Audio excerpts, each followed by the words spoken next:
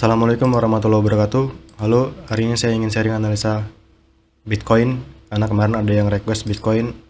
Oke, kita update ya. Kita akan cek dari time frame monthly ya, karena ada yang kurang teliti kemarin. Di sini kita lihat price itu dalam market melakukan dua hal ya.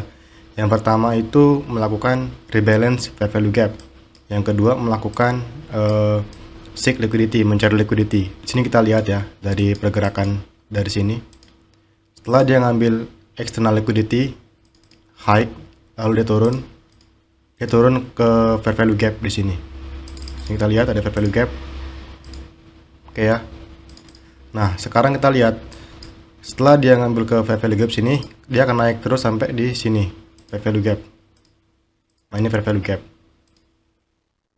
Area terdekat di sini. Kemungkinan dia akan terus naik sampai sini ya.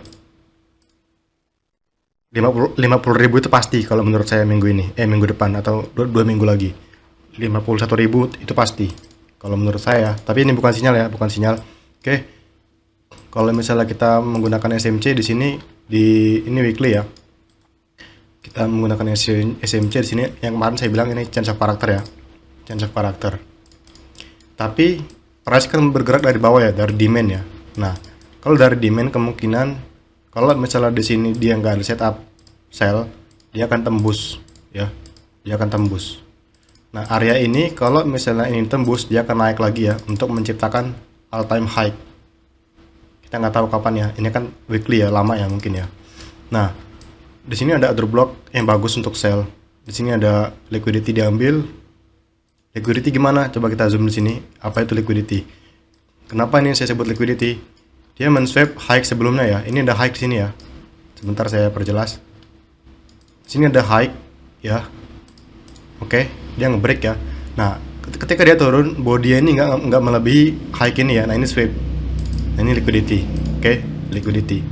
Kita marking sebagai X saja lah. Nah, di sini ada engulfing ya. Engulfing bearish. Ditambah di sini ada fair value gap. Fair value gap. Oke. Nah, order block tanpa fair value gap itu nggak valid. Sedangkan di sini dia terdapat liquidity dan fair value gap ini valid. Dan ini zone sell terbaik untuk sell di BTC USD. Oke. Di harga berapa? 63.000, 64.000. Harga terbaik untuk sell. Nah, sekarang kalau kita melihat pergerakan di sini, sekarang kita lihat kalau teman-teman pakai ICT, tahu lah ya kalau misalnya price bergerak dari internal ke eksternal. Nah, di sini ada fair value gap. Oke. Fair value gap. Nah, dia sudah masuk ke area internal liquidity dan sekarang dia menuju ke external liquidity. Oke. Nah, high di sini bersifat sebagai external liquidity. Oke. External liquidity. Ada nggak ya di sini ya? ERL. Oke, ini ERL yang di sini kita marking sebagai IRL. IRL itu apa? Internal liquidity. Kalau ERL itu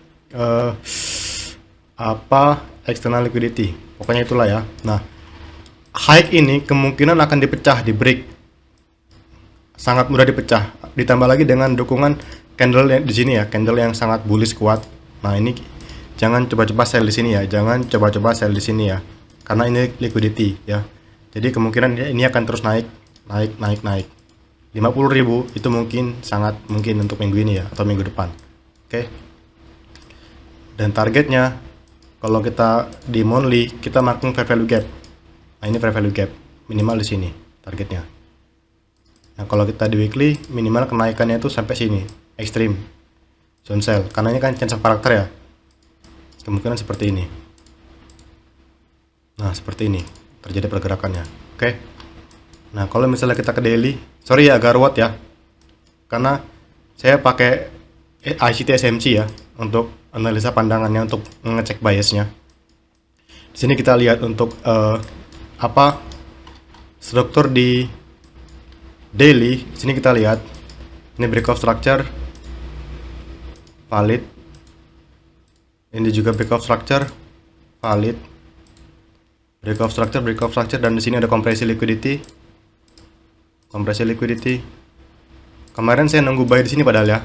Tapi dia nggak turun di sini ya, langsung naik aja ya. Di sini kemarin area buy saya. Ini mana sih? Nah, ini ya. tapi dia malah naik duluan. Dan sini kita lihat di sini pergerakannya ini bukan inducement, ini pullback ya. Ini juga pullback. Oke, pullback diambil. Nah, kalau di daily ini inducement ya. Nah, inducement. Price itu sudah turun ngambil inducement ya.